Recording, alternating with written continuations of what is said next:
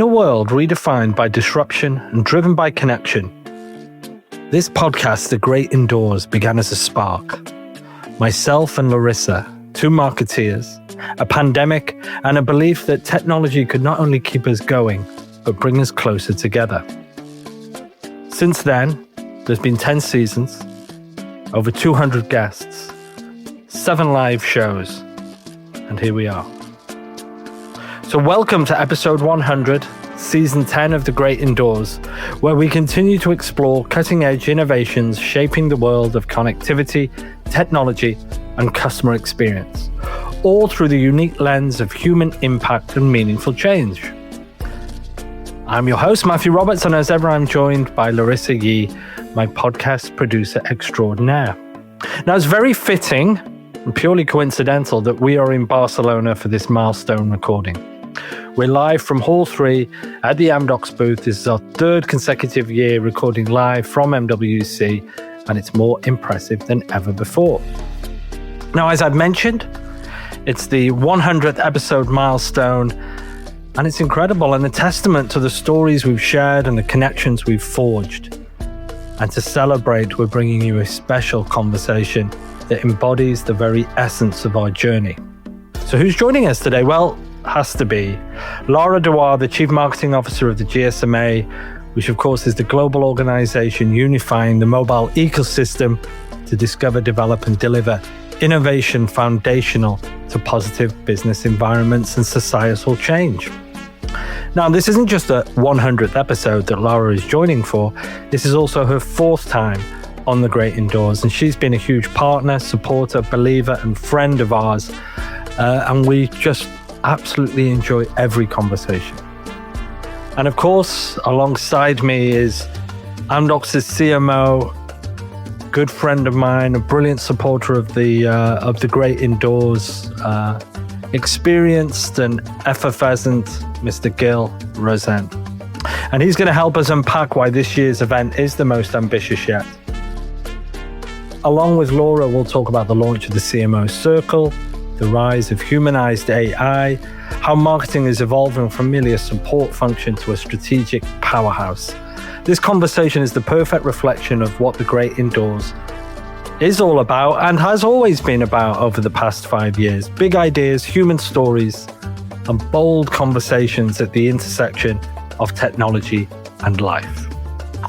So whether you've been with us since April 2020, day 1, or this is your first listen, thank you for being part of our story. So without further ado, let's dive into episode 100 of The Great Indoors. Feels like a moment in history.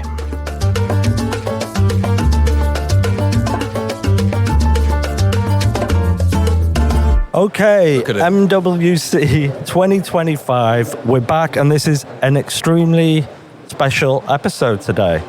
This is our 100th episode, and I'm delighted to invite back a frequent flyer, the CMO of the GSMA, a great friend of Amdocs, fully supportive of this podcast, so we couldn't hit this milestone without the one and only Laura Dewar. So welcome back, Laura. Thank you so much for having me. This is like my favorite stop during MWC week, because I know we're here to talk about probably some serious things, but it also feels like I'm meeting with friends, exactly like you said. So thank you for making me feel welcomed. No, absolutely, absolutely. And joining me on this special episode is our CMO, Mr. Gil Rosen, who's had an extremely busy few days as well. So welcome back, Gil.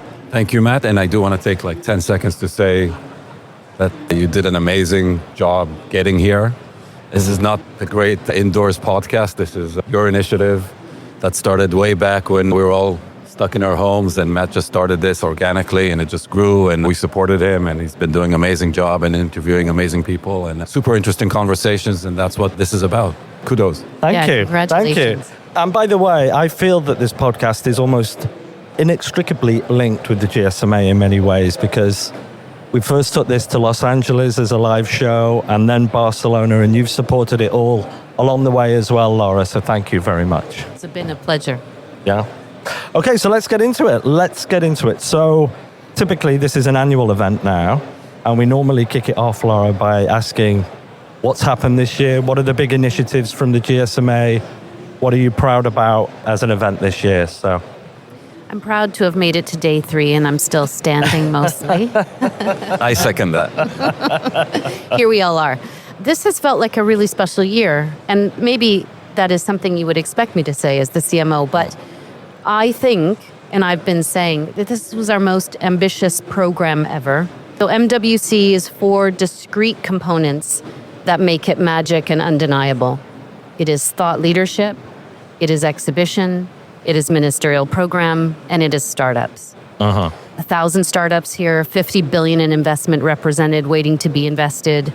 Ministerial program, we've got 180 delegations, so policy makers and regulators, the people who influence this industry are here this week having important discussions. On the thought leadership stage this year, I think we brought some sensitive topics to bear that we've maybe not had represented before. I think we've done that in a very balanced way. I think things like geopolitics in this industry and global supply chain, again, inextricably linked. Cannot talk about business and not talk about the politics that are impacting business decisions. yes. So very proud of that program. And launching the CMO Circle as part of that. You've been a big encouragement. Co-conspirator is how I describe you in this journey.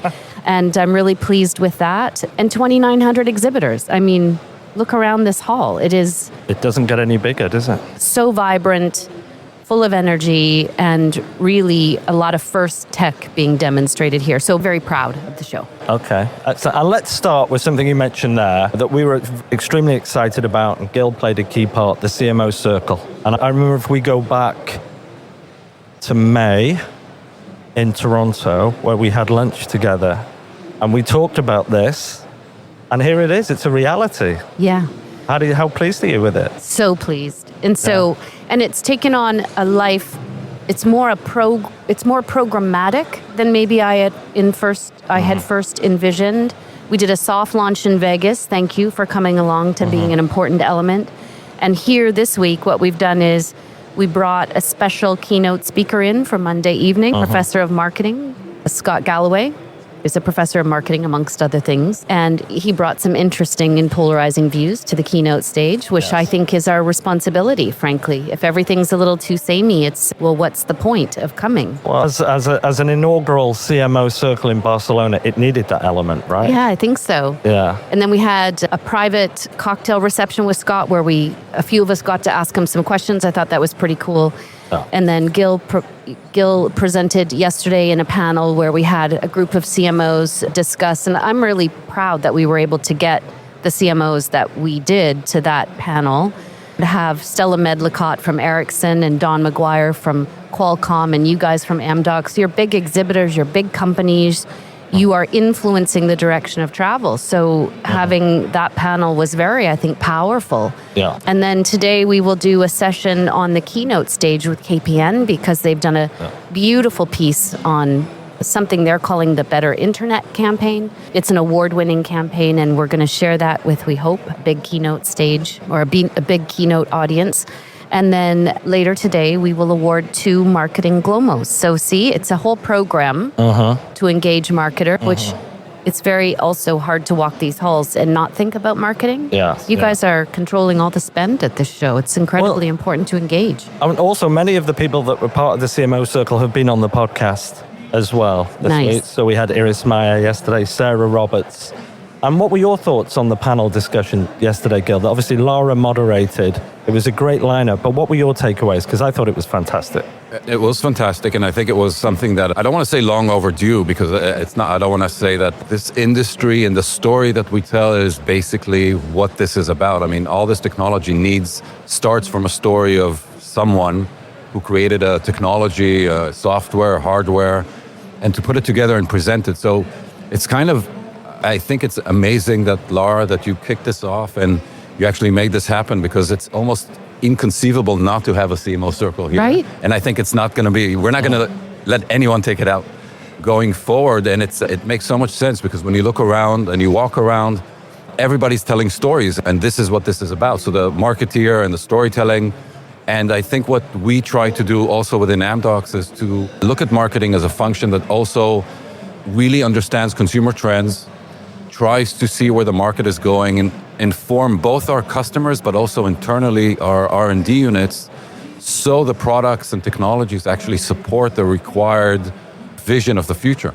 And I think marketeers sometimes forget that their role is not to make the technology look nice, or that the tech people will tell them, this is what we do now, make it sound good.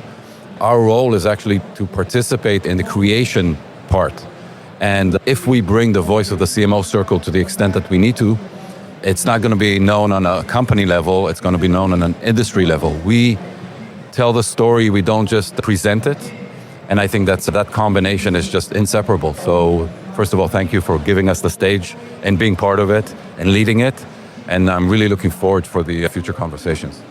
And I think it's fair as well to say that when we look at this world that is moving so quickly, like right now with generative AI, and we look at all the disciplines in business, marketing is the one that is most open to change and evolution because of this technology. I think more than any, if you look at finance function, a legal function, an HR function, a sales function, their role remains the end objective, but marketing's objectives, like Gil said, the storytelling element, the use of generative AI, it's the most open to change, and that's why the discourse is so important, right, Laura? Yeah, absolutely. And I think Gil's absolutely right. I view it kind of as, I think marketing is more and more a strategic function. It needs to be at the front end of discussions, so it needs to be at the end where we're talking about the knowledge we have, how that's informing other decisions that are getting made. And at the same time, we remain the stewards of the reputation of the organization. So we tell important stories, but we have to also safeguard reputations. Yeah, absolutely.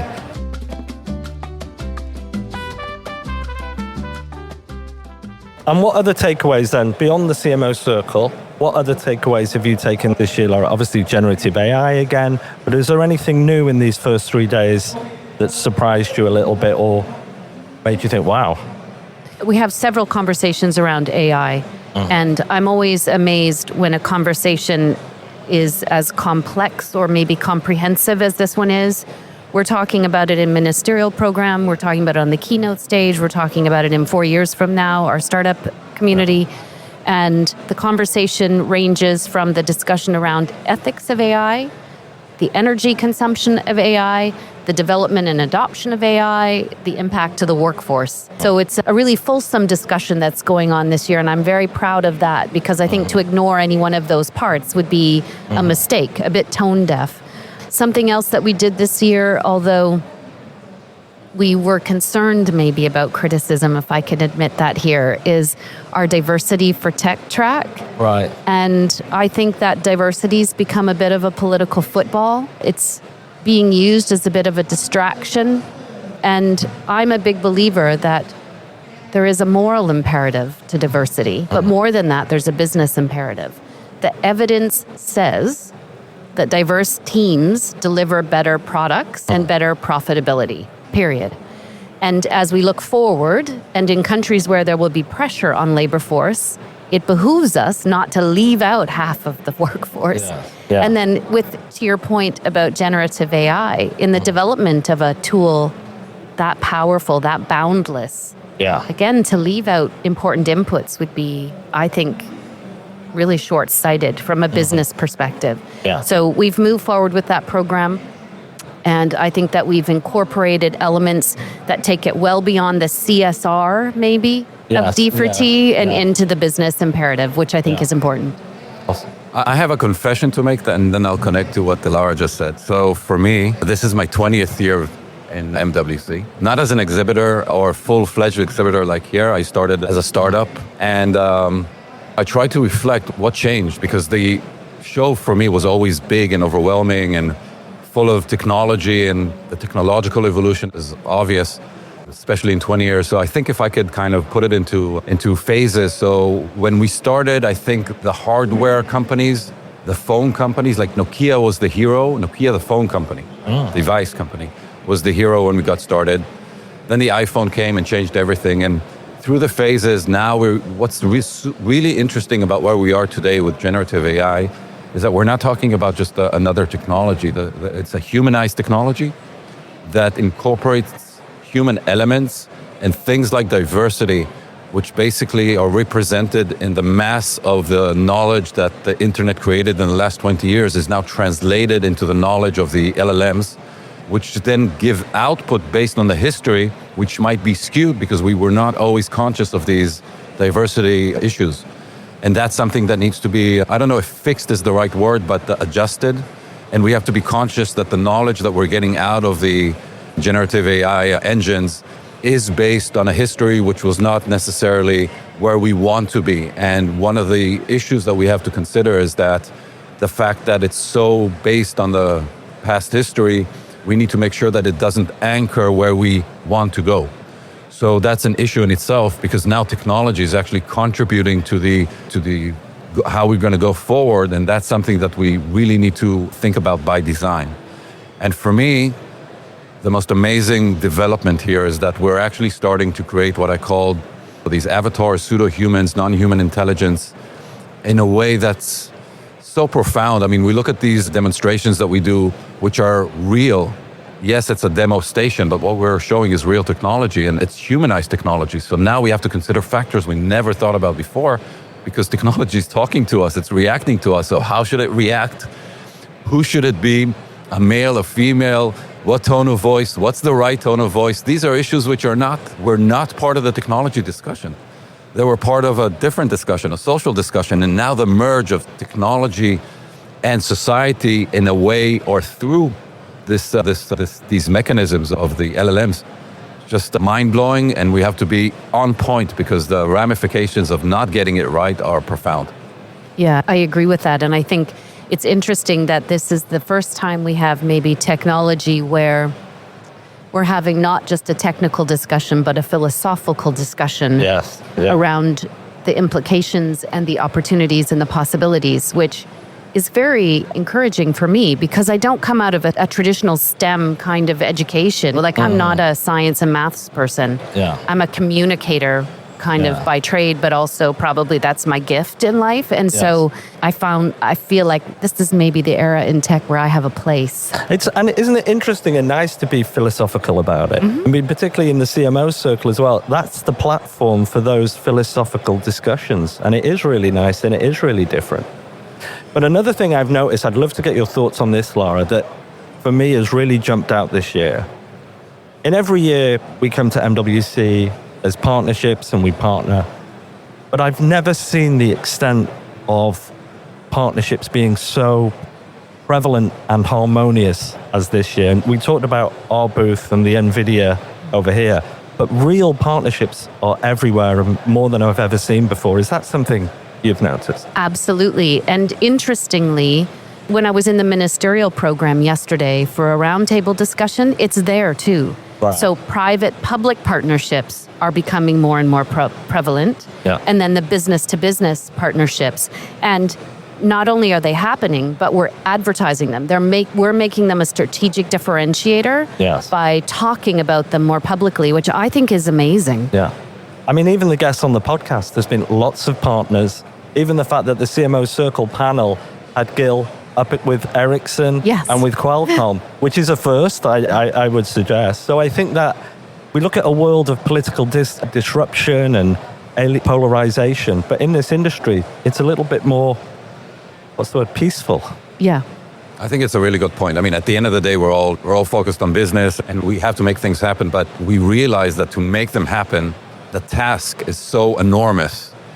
So you take a company like NVIDIA and everybody is like really looking up to NVIDIA, but at the end of the day, they know exactly what they do and they're super focused on it. And they know that in order to go to market at a vertical like the telecommunication industry, they need a partner and they work with us. And I think that, by the way, it's an amazing example because if people see, the industry sees companies like a company like NVIDIA partner with companies in industry verticals, they understand that even the big giants need these partnerships, and that brings everybody together. And the task is really enormous because I think we're moving away from selling our product to creating mega, I called it yesterday in the panel, mega, like almost organisms that serve the experiences that we want to create, and cannot be done by one company. The task is so big, so complicated. So partnerships are essential. And I don't see it changing. And I think you mentioned it, I think it's a really good example for the polarized political world that we live in, that they look at the technology world and they say, if you want to get things done, do it this way. I couldn't agree more. I think it's so interesting that this trend is happening while globalism is in retreat. Yes. And I think, it'll just be interesting as those two things continue to diverge to see if we can influence maybe, but really encouraged by the level of partnership that's going on. It suggests a generosity that I think is like lovely. And it suggests that the industry is more symbiotic than we realize. We all need each other. Now, we're almost out of time, can you believe it or not? No. And I know you have a hard stop, Laura. And this is the 100th episode. It's a big milestone. And before we sign off today, are there any final words on the show and everything that you'd like to leave with our listeners, Laura? Just a huge thank you to MDocs for being such a great partner to me as an individual. Matthew and Gil, you've been really willing, like I said, to come on this journey to kind of birth the CMO circle. And I know, Gil, it's a little like we're late, but right on time at exactly the same time. And I couldn't do it without your support. So I feel inordinately grateful. And that's a good way to start the day, I think. It is. And I think the show has beat my own expectations this year. And I hope that we continue to bring cool and diverse thinking to our thought leadership stage. I think that's the part of the show that will kind of continue to morph and really grow over the coming years. And if you're not at MWC, I encourage you to come. I'm going to open this invite for you to come back for the 200th episode. Thank you. How's that?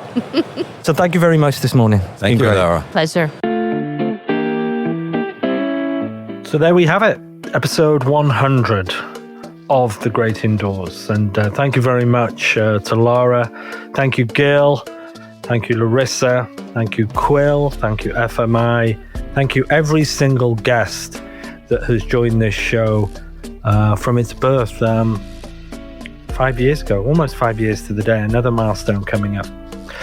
So we will continue season 10 live from Barcelona over the next few weeks. And if you've missed those 10 seasons, those 5 years of podcasting gold, you can revisit them for your delight and delectation at amdocs.com/The Great Indoors, and check out the videos, the sizzle reels that accompany each season. I think they give a real emotive reflection on our journey. And long may it continue. And with that in mind, I'll see you next week. I'm Matthew Roberts for Amdocs in Barcelona. And have a great day wherever you are.